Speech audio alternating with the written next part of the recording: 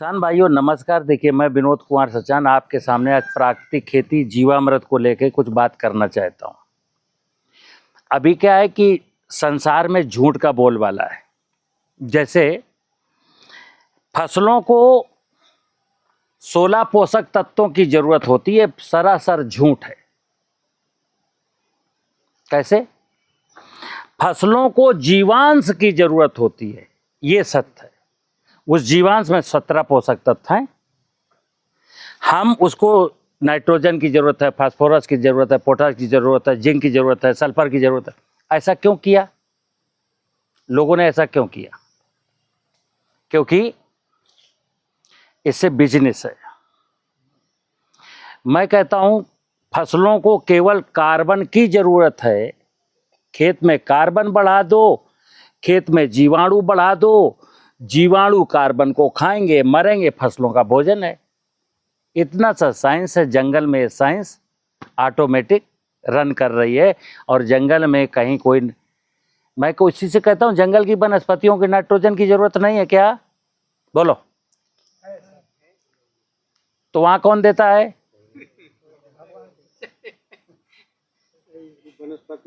ठीक है, तो सुनिए आप।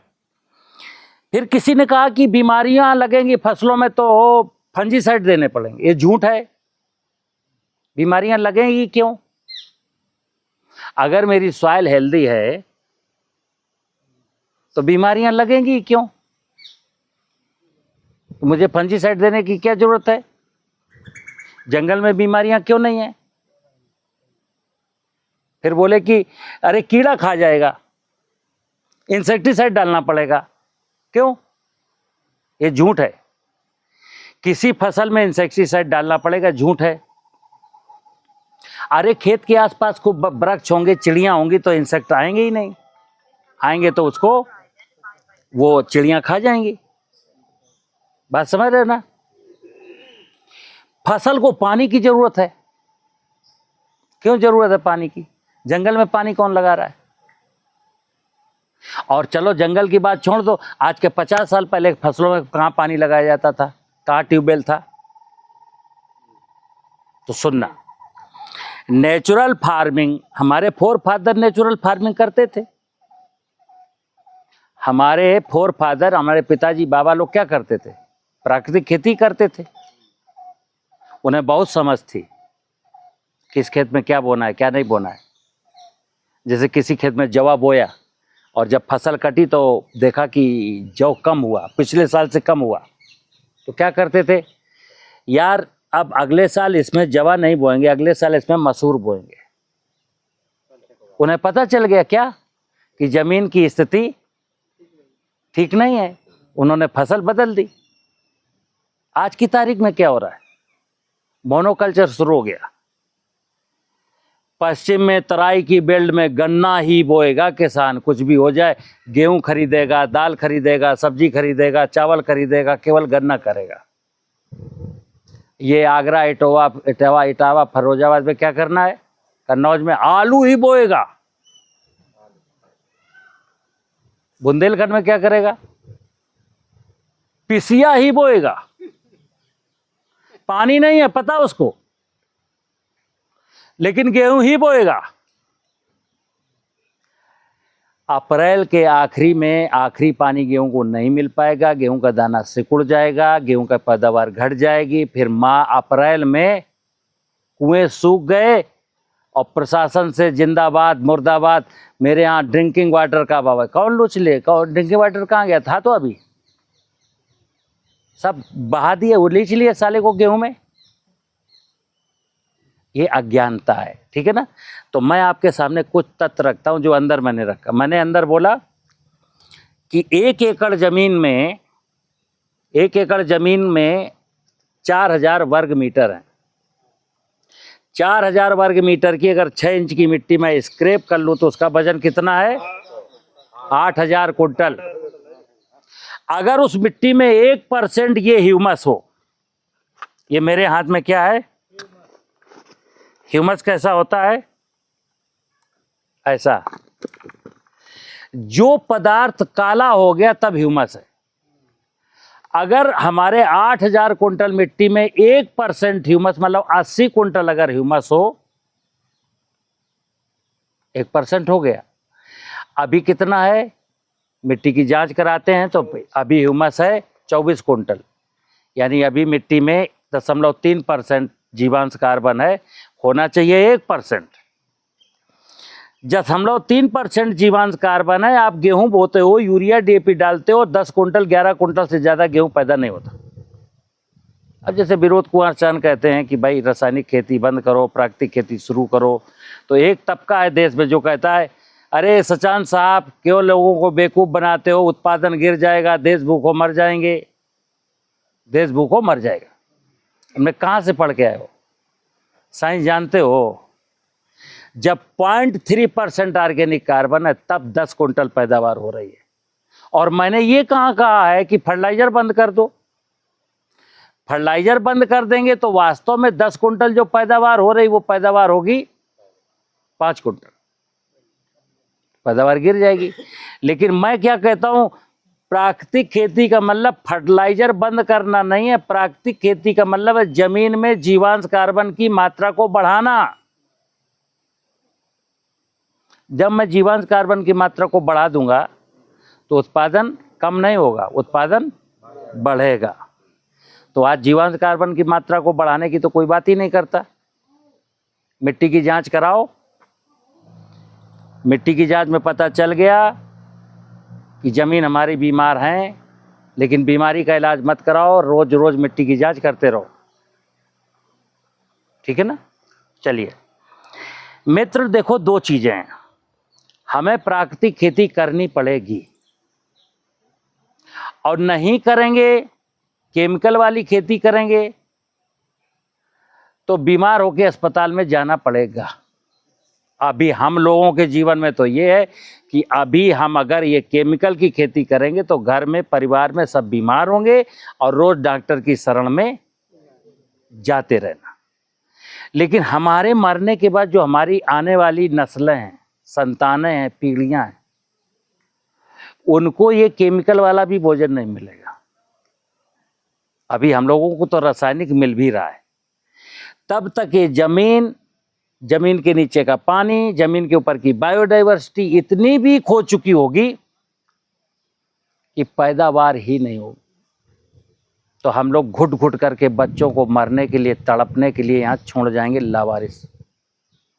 क्योंकि आज की तारीख में हर व्यक्ति के दिमाग में कागज का नोट, हर व्यक्ति के दिमाग में एक ही चीज है कि कैसे कागज का नोट आ जाए, जमीन बंजर होती वो हो जाए, जमीन के नीचे का पानी खत्म होता हो जाए, जंगल खत्म होते हुए हो जाएं, चिड़िया मर जाए, तितली मर जाए, मधुमक्खी मर जाए, कोयल मर जाए, मेंढक मर जाए, केचुआ मर जाए, आदमी मर जाए, हमारे पास कागज का नोट आ जाए। अब मैं उससे पूछता हूं क्या करेगा इस कागज के नोट का? अगर किसी आदमी के समाज में हाहाकार मचा है, चारों तरफ लड़ाई झगड़ा व्यभिचार फैला पड़ा है, करप्शन, तुम्हारे पास कागज का नोट है तो क्या करेगा? लूट लेगा कोई है? क्यों? एक कवि की कविता सुनाऊं आपको कि भूख का भूगोल इतिहास प्यास का पढ़ा तो नौजवान लोग छुरी चाकू बन जाएंगे, और फैली असमानता रही जो आदमी के बीच देखते ही देखते हलाकू बन जाएंगे। और कैसे पार जाओगे 21वीं सदी के तुम, 20वीं सदी के लोग डाकू बन जाएंगे। आप देखिए ना कैसे जाएंगे पार। ठीक है ना? तो मित्र चलिए, हम तो आपको बिल्कुल सरल तरीके से ये बता रहा हूं कि जमीन को जिंदा करना, खेती में एक ही चीज है, जमीन को जिंदा कर दो बस। जिसकी माँ जिंदा उसके बच्चे जिंदा, जिसकी माँ हंसेगी उसके बच्चे हंसेंगे, जिसकी माँ स्वस्थ होगी उसके बच्चे स्वस्थ होंगे, जिसकी माँ धनाढ्य होगी उसके बच्चे धनाढ्य। तो माँ को धनाढ्य बनाना है। और माँ की धनाढ्यता क्या है? माँ की धनाढ्यता ये नहीं कि उसको कागज के नोट डाल दो ना। माँ के धनाढ्य होने का मतलब है कि माँ में जीवांश कार्बन बढ़ा दो। क्या? जीवांश कार्बन, दो शब्द है, जीवांश कार्बन। कार्बन बनता है कार्बनिक पदार्थ से, कार्बन बनता है कार्बनिक पदार्थ से, फसलों के अवशेष, पशुओं का मलमूत्र, खरपतवार, बाग बगीचों की पत्तियां, ये सब क्या कार्बनिक पदार्थ। ये जब हम जमीन में डालते हैं और बारिश का समय आ जाता है और जमीन में नमी होती तो ये एक ब्लैक कलर के हो जाते, जैसे मेरे हाथ में ये कार्बनिक पदार्थ ही हैं। अभी 2 महीना पहले ये पत्तियां थे, क्या थे? अभी 2 महीना भी बारिश नहीं हुई है, शायद 1.5 महीना पूरा बारिश का सीजन, 2 महीना यहाँ हो गया, 14 जून से बारिश शुरू हुई थी, तो 2 महीने में क्या हो गया? कार्बनिक पदार्थ, अब ये कार्बन बन गया, ब्लैक कलर का हो गया, माने कार्बन बन गया। अब खेत में कार्बन बढ़ाना है और मिट्टी की जांच में क्या निकलता है? जीवांश कार्बन, यानी इसमें जीवांश भी हो। कार्बन तो हो गया लेकिन इसमें जीवांश हो, तो जीवांश का मतलब है मरे हुए जीवों के अंश हों। अब जब तुमने खेत में क्लोरोपाइरीफास डाल करके, कोराजिन डाल करके, फ्यूराडान डाल करके जीवाणु मार डालें तो इसमें जीवांश कहां से आएगा? ठीक है ना? कार्बन तो बन गया, ये तो नेचर का विधान था। कार्बनिक पदार्थ आपने डाला, कार्बन अपने आप बन गया नमी पा करके, लेकिन अब इसमें निकलना चाहिए जीवांश। जीवांश ही आपकी फसल का भोजन है। जीवांश कैसे निकलेगा? जीवांश निकलेगा जब इसमें जीवाणु होंगे। तो वही जीवाणुओं के बारे में आज की तारीख में जो नेचुरल फार्मिंग में जीवामृत को जो विषय चल रहा है ना, जीवामृत का मतलब ही है कि जमीन में जितने भी प्रकार के सूक्ष्म जीवाणु पाए जाते थे, जो पेस्टिसाइड डाल के मार दिए गए हैं, उनकी वापसी कराई जाए, उनको फिर से जमीन में वापस कराया जाए। क्योंकि जमीन एक जिंदा है, जमीन जिंदा है जीवाणुओं की वजह से। अभी तो मैंने इसको पेस्टिसाइड डाल के मार दिया, ठीक है? तो इसलिए नेचुरल फार्मिंग में एक शब्द आया जीवामृत। जीवामृत के बिना नेचुरल फार्मिंग का एक कदम हम नहीं बढ़ा सकते। नेचुरल फार्मिंग को शुरू करने के लिए जीवामृत बनाना पड़ेगा, लेकिन जीवामृत ही प्राकृतिक खेती नहीं है। जैसे बहुत सारे देश के किसानों ने जीवामृत बनाया और डाला और कहते हैं साहब रिजल्ट नहीं आ रहा है, तो हमने कहा कार्बन डाला, वो कार्बनिक पदार्थ डाला। बोले वो साहब किसने बताया? वो तो यही बताया गया है कि 10 लीटर गाय का पेशाब, 10 किलो गोबर, 1 किलो गुड़, 1 किलो बेसन, बरगद के पेड़ का नीचे का मिट्टी, बस पानी में भर दो, 72 घंटे में बन जाता है। हम 3 साल से डाल रहे हैं साहब, पैदावार हमारी गिर गई है साहब। मैंने कहा ये नेचुरल फार्मिंग है ही नहीं। पहले तो ये गाय का गोबर, गाय का पेशाब, जीवामृत का कोई काम ही नहीं है इसमें। जीवामृत में, जीवामृत का मतलब है कि वो नाना प्रकार के जीवाणु जो मेरे खेत में थे मर गए। कहां से लाएंगे? वो लाएंगे जंगल की मिट्टी से। ये जंगल की ही मिट्टी है, इसमें वो नाना प्रकार। देखो जंगल में तो किसी ने पेस्टिसाइड डाला नहीं, जंगल में तो किसी ने आग लगाई नहीं, पराली को कोई लगाया? जंगल में तो मैंने कुछ खुराफात किया नहीं। तो जंगल में जो भी राम की माया, प्रभु की माया, भगवान की माया, सब जिंदा है। तो ये जंगल की मिट्टी आ गई साहब। हम देश के किसानों से कहते हैं कि जंगल आपको 50 किलोमीटर, 10 किलोमीटर, 100 किलोमीटर, 200 किलोमीटर, देश के किसी हिस्से में आप थोड़ा दाएं बाएं घूमेंगे ना तो जंगल मिल जाएगा। बस घर से बाहर निकलने की जरूरत है। तो 10 किलो, 5 किलो, 2 किलो, बड़ा जमींदार है तो 10 किलो ले आए मिट्टी, मध्यम किसान है तो 5 किलो ले आए, 1-2 एकड़ का किसान है तो 2 किलो ले आए। इसमें ढेर सारे जीवाणु, और वो सारे जीवाणु हैं जो कुदरत में होने चाहिए, वो मैंने इस ड्रम में डाल दिया। क्या डाल दिया? जंगल की मिट्टी। अब इसमें भर देंगे पानी। क्या? अब ये मिट्टी के जो जीवाणु थे वो पानी में आ गए, लेकिन अब इनको चाहिए भोजन। तो भोजन के लिए क्या करते हैं? भोजन इसके देखो क्या है, इन जीवाणुओं के, इन सूक्ष्म जगत की जितनी भी माया, उसके तो कोई हाथ पांव तो है नहीं, ना मुंह है, मतलब ना वो खाता है ना वो हगता है। समझना बात। सूक्ष्म जीव जितने भी हैं वो अपनी स्किन से नैनो फार में, लिक्विड में रह करके कुछ एब्जॉर्ब करते, मतलब स्किन से भोजन लेते। सेल फूल जाती है, दो भागों में डिवाइड हो जाती है, सेल डिवीजन हो गया, यानी एक जीवाणु से दो जीवाणु, तो फिर 1 से 2, 2 से 4, 4 से 8, 8 से 16, फिर कुछ सेल इनकी डिवाइड ब्लास्ट भी होती रहती, मरते भी रहते, जो ओल्ड सेल है ना खत्म होती रहती। तो क्या होता है कि जो सेल डेड हो गए उनको वही, उसी का नाम है जीवांश।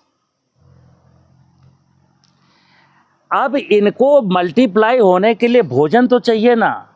अब पानी को सोख करके तो 1 से 2 नहीं होंगे, इनका भोजन है क्या? शुगर। जो पानी में चीज घुल जाती है, घुलनशील, वो ये जल्दी एब्जॉर्ब करते। तो क्या है, हम इसमें डालते हैं गुड़। ये हमारे हाथ में गुड़, जिन किसानों के पास गुड़ है वो गुड़ इसमें डालेंगे। कितना? 200 लीटर। सुनना, अब मैं 200 लीटर की यूनिट का बता रहा हूं।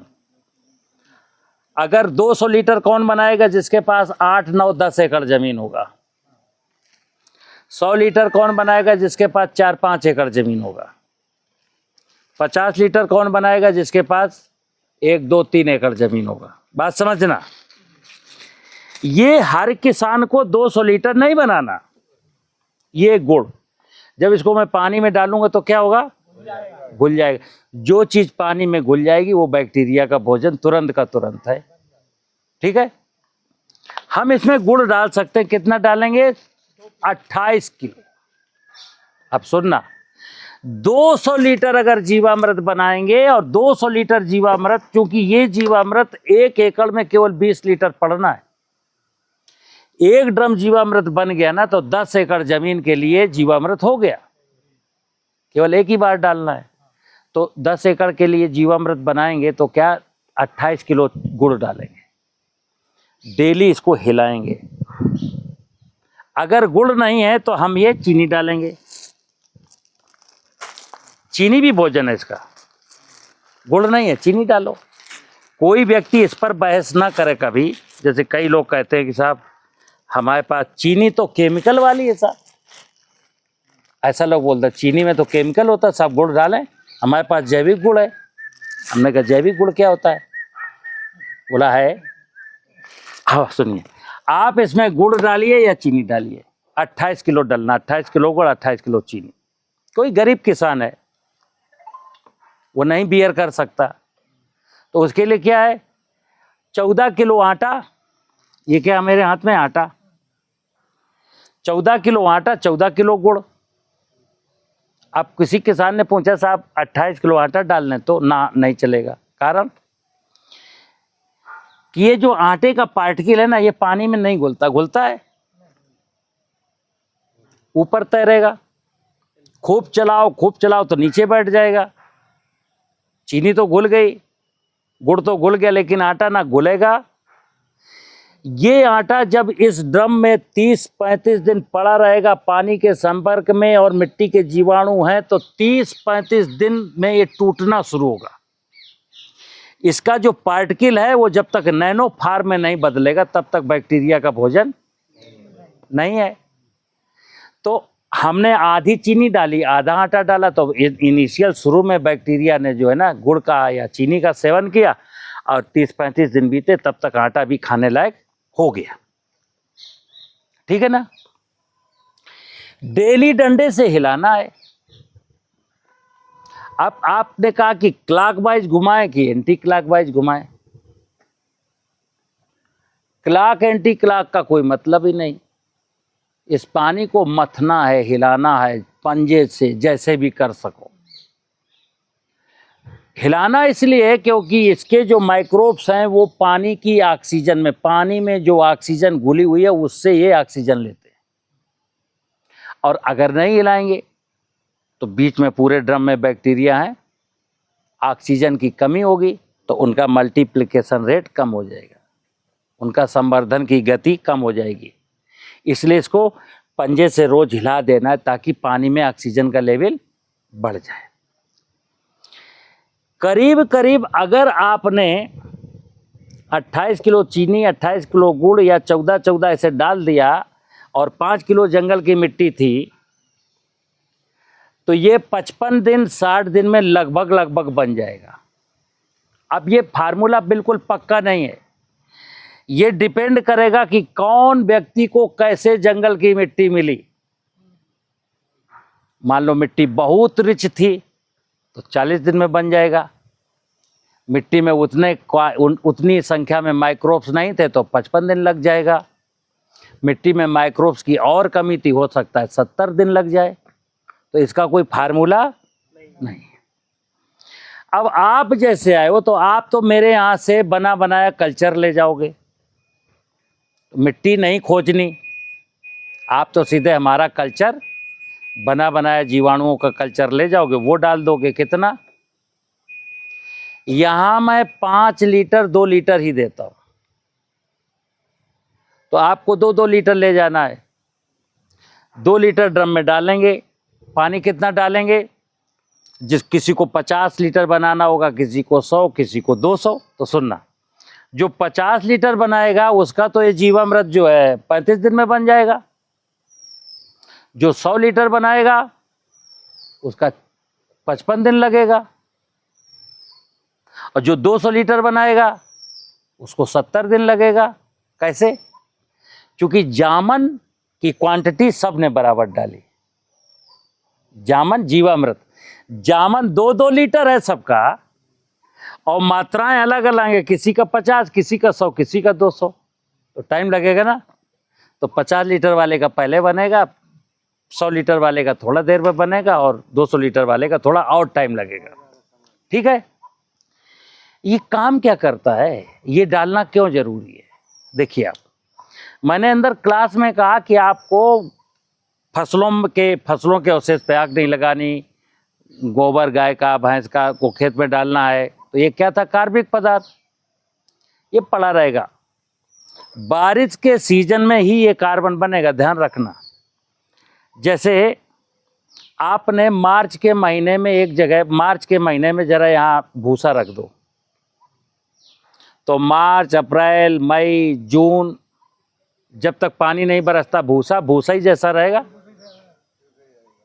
और जैसे ही जुलाई में पानी बरसना शुरू हुआ, तो 1 जुलाई को पानी हुआ, 1 जुलाई को कुछ अलग था, 15 जुलाई को कुछ अलग पचने लगा, 30 जुलाई को कुछ देखा वो मटमैला होने लगा। फिर अगर उसको पंजे से आप खोल देंगे, फिर ऐसे कर देंगे, फिर बारिश हुई, वो 30 अगस्त आते आते आपको देखेंगे ब्लैक कलर का हो गया। पहले तो पीले कलर का था, फिर ब्लैक कलर का हो गया। तो क्या हुआ? ये कार्बन में कन्वर्ट होने लगा। ये जो जीवाणु है, ये कार्बन इनका भोजन है, कार्बन से जीवांश बनाएंगे। तो क्या हुआ? जो जीव मर जाएंगे उनको तो आपकी गेहूं, चना, मटर की जो फसल बोगे वो इनटेक कर लेगी, और इस जीवांश में पूरे पोषक तत्व हैं। जैसे मैंने शुरू में कहा, नाइट्रोजन, पौधों को नाइट्रोजन चाहिए, झूठ, पोटाश चाहिए, झूठ, फास्फेट चाहिए, झूठ, जिंक चाहिए, झूठ। क्यों झूठ भी बता दूं। अगर कोई साइंटिस्ट कहता है फसलों को 17 पोषक तत्वों की जरूरत है, तो 3 तो मिल गए, कार्बन, नाइट्रोजन, ऑक्सीजन, क्लाइमेट से। अब 14 बचे। 14 के नाम बताओ, कहाँ मिलते हैं बाजार में? अगर मोलिब्डेनम की जरूरत है, मैग्नीज की जरूरत है, मैग्नीशियम की जरूरत है, जो कुछ जरूरत है, बताओ कहाँ मिलते हैं बाजार में? भाई देना तो सब दो। तो सब कहाँ मिलेंगे? सब मिलेंगे नेचुरली, प्रकृति की व्यवस्था में। कार्बनिक पदार्थ जब गलेगा, सड़ेगा, जीवाणु काम करेंगे, तो वो सब मिल जाएंगे। जीवांश अगर फसलों का भोजन है और जीवांश फसलों को मिल गया तो आपके भोजन में स्वाद आएगा, आपके रोटी में, दाल में, सब्जी में, सब में स्वाद आएगा। उस भोजन में पौष्टिकता भी होगी। अभी क्या हो रहा है, जमीन में जो 16 पोषक तत्वों का, 21 पोषक तत्वों का जो विज्ञान है, उसमें मैं क्या दे रहा हूँ, urea DAP, urea DAP, urea DAP. Urea DAP की मात्रा तो वहां एक्सेस हो गई है। अब आपके भोजन में क्या है, ज्यादा क्या है, यूरिया डीएपी। अब स्वाद कहां से आएगा? स्वाद के लिए तो जितने नेचुरली क्रॉप को पोषक तत्व चाहिए सारे बैलेंस फार्म में होंगे तब स्वाद आएगा। यूरिया डीएपी से तो स्वाद आना नहीं, और आप लोग यूरिया डीएपी डालते हो। अगला क्वेश्चन, तो एक तो इसको समस्त पोषक तत्व तो मिलेंगे, और हम जैसे कहते हैं देश के किसानों से, देश ये भूल जाए कि डीएपी नाम की कोई चीज होती। फास्फेटिक फर्टिलाइजर कोई होता ही नहीं, किसी मतलब का नहीं, कोई जरूरत नहीं। एक विज्ञान बता रहा हूं, हम लोग 40 सालों से डीएपी डाल रहे हैं। वैज्ञानिक भाषा में क्या कहा जाता है कि जो हम फास्फेट देते हैं उसकी 30% फसल लेती है, 70% वहीं अघुलनशील अवस्था में पड़ी रहती। अब सुनना, एक कोई भी सज्जन अपने दिमाग से देखें कि मैं इस खेत में पिछले 30 साल से गेहूं कर रहा हूं,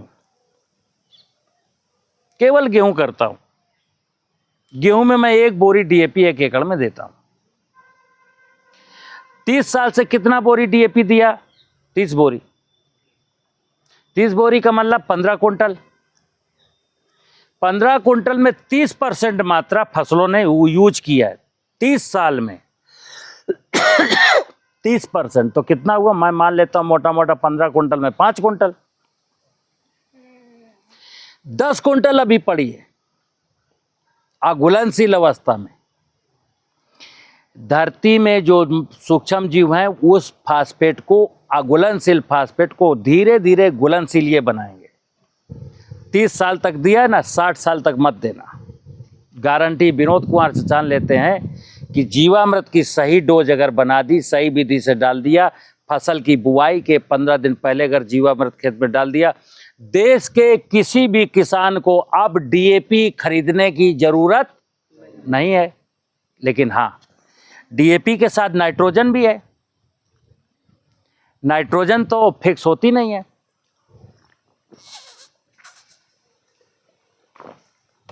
नाइट्रोजन के रूप में जो आपने यूरिया दी थी उसकी कहानी क्या है? डीएपी चलायमान नहीं है, कहीं जाती नहीं है, जहां है वहीं रहेगी। यूरिया का स्वभाव चंचल है।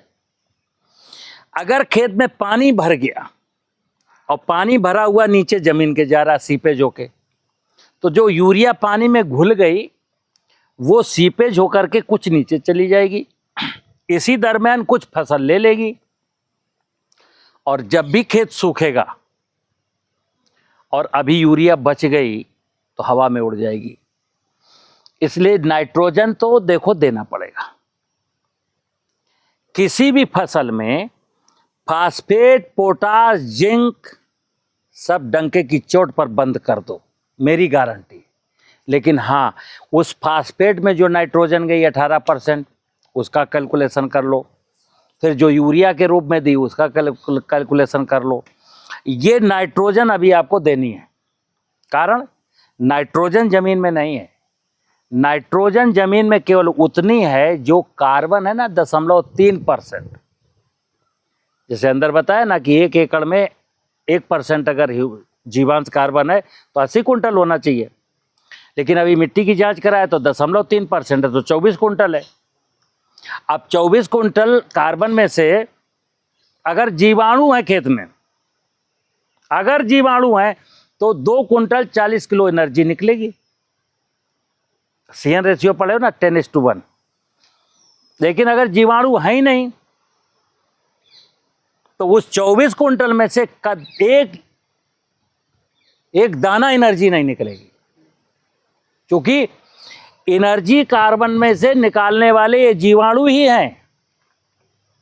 जब तक जीवाणु कार्बन को नहीं खाएंगे तब तक वो मरेंगे नहीं, तब तक कुछ होने वाला है नहीं। ठीक है ना?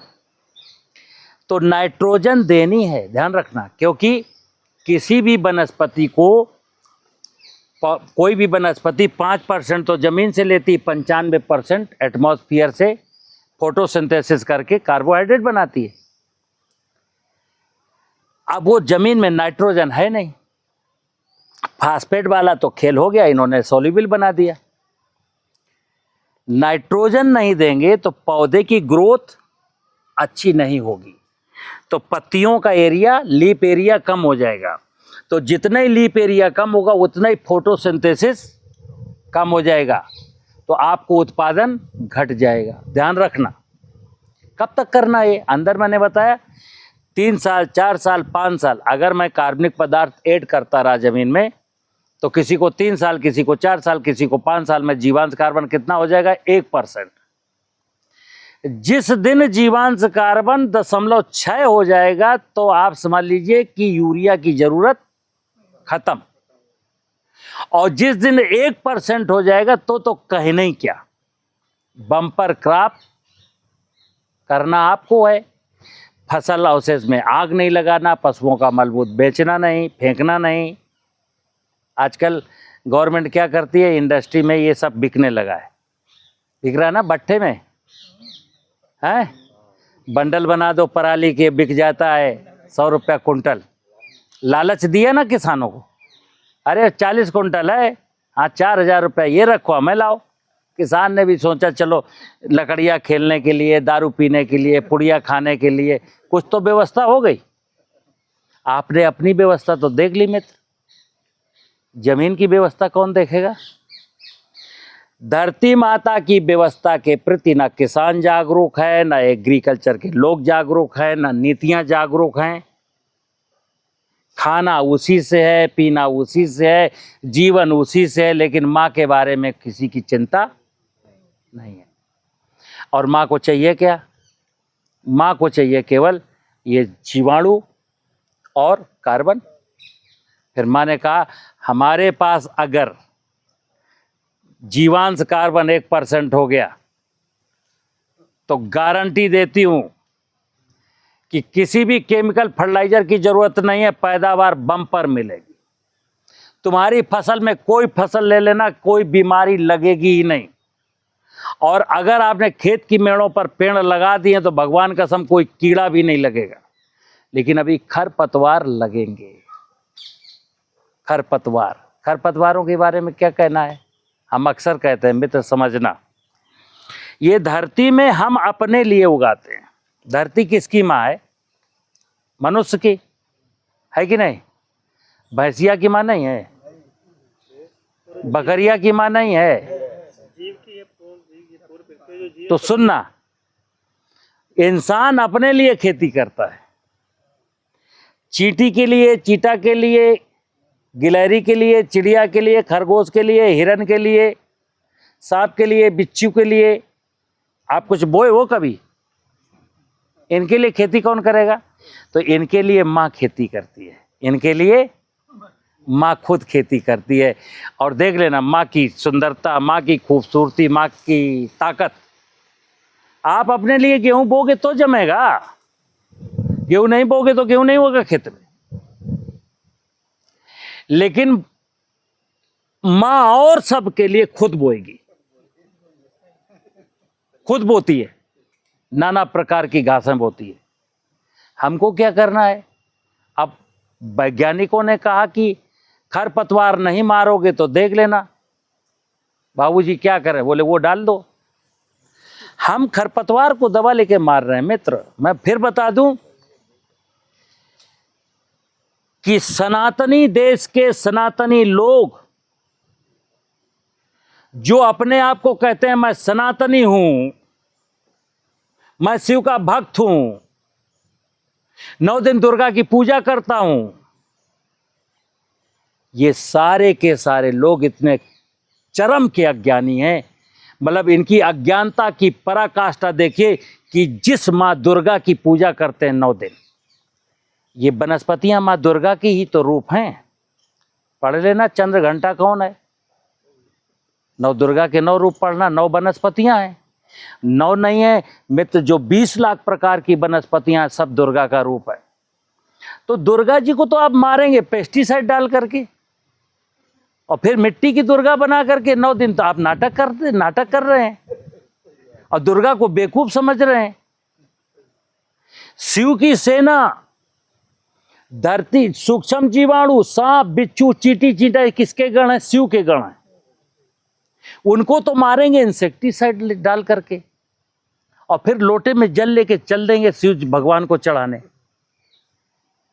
शिव को बेवकूफ समझते हैं आप, दुर्गा जी को बेवकूफ समझते हैं, अभी तो समझते ही हैं। मैं तो कहता हूं मेरा पूरा देश भगवान को, शिव को, दुर्गा को बेवकूफ समझता है, तभी तो नौटंकी कर रहा है।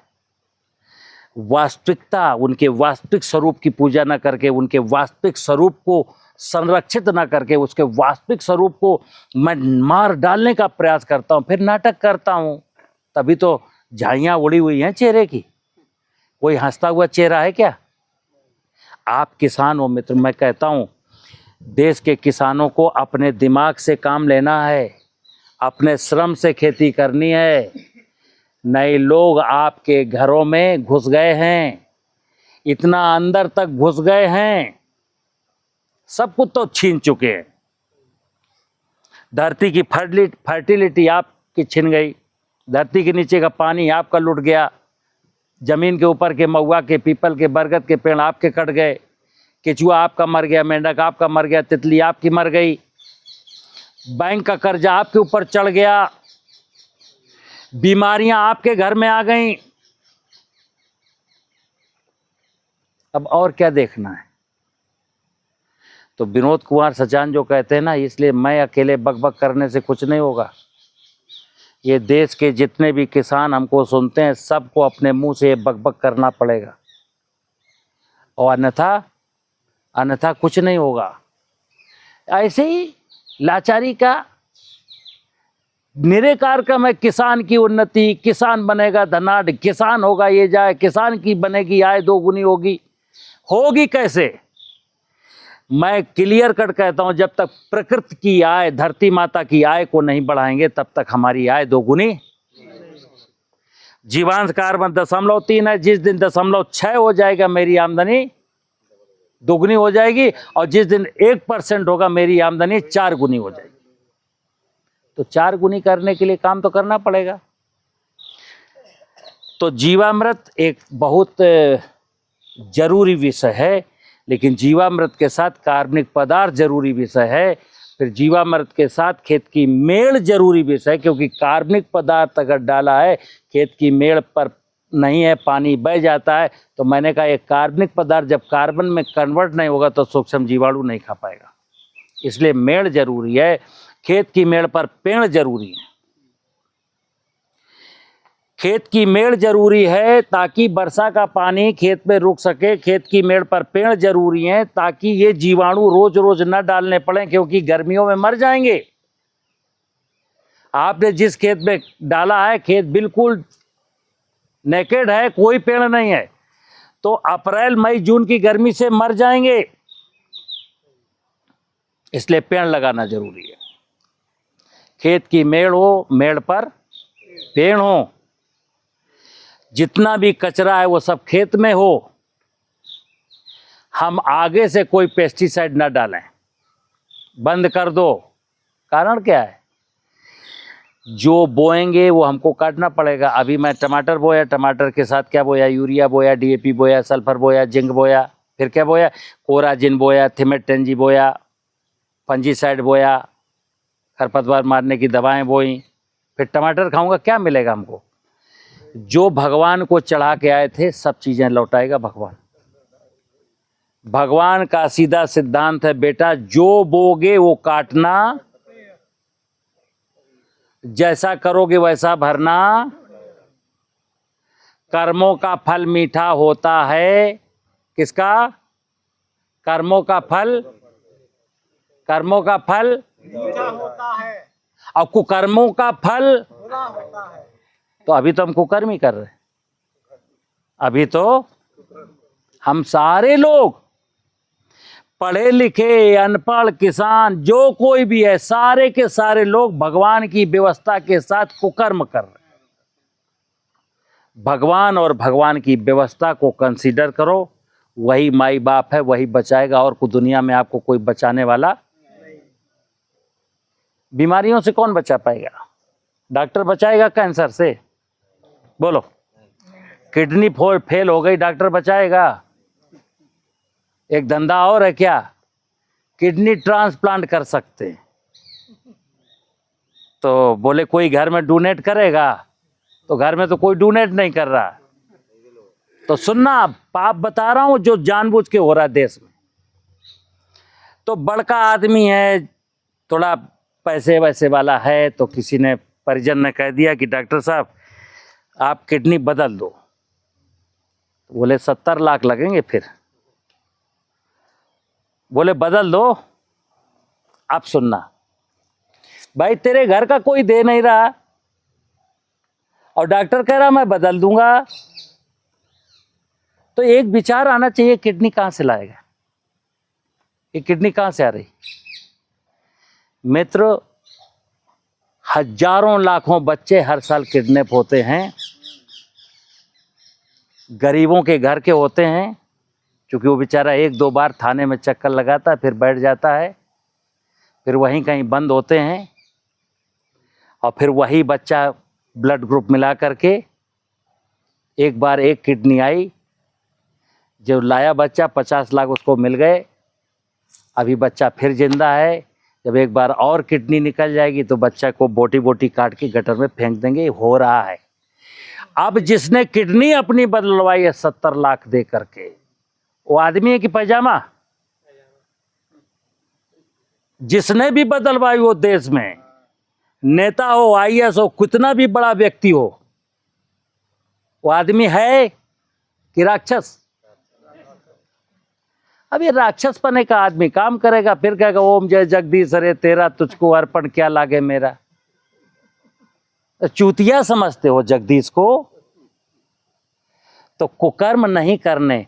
किसान हमारा कर्म करने वाला व्यक्ति था, लेकिन किसान के क्षेत्र में भी मैंने किसान को ऐसा बना दिया, टेक्नोलॉजी के नाम पर ये करो ये करो ये करो, और किसान क्या करने लगा? कुकर्म। जमीन को बंजर उसने बनाया, जमीन के नीचे का पानी उसने लूटा, जंगल को उसने काटा, चिड़िया को उसने मारा, मधुमक्खी को उसने मारा। एक आदमी की किडनी निकाली गई है, और हमने जब दवा डाली है ना कीड़ा मारने की, तो 1 करोड़ कीड़ा मारे हमने। 1 करोड़ कीड़ा मारे। 1 करोड़। एक कीड़ा किसने बनाया था? भगवान ने। मित्र, आप ध्यान रखना, खेती में आज से संकल्प लेना है, मैं किसी को मारूंगा नहीं, चाहे खुद मरना पड़े। भगवान कभी मरने नहीं देगा आपको।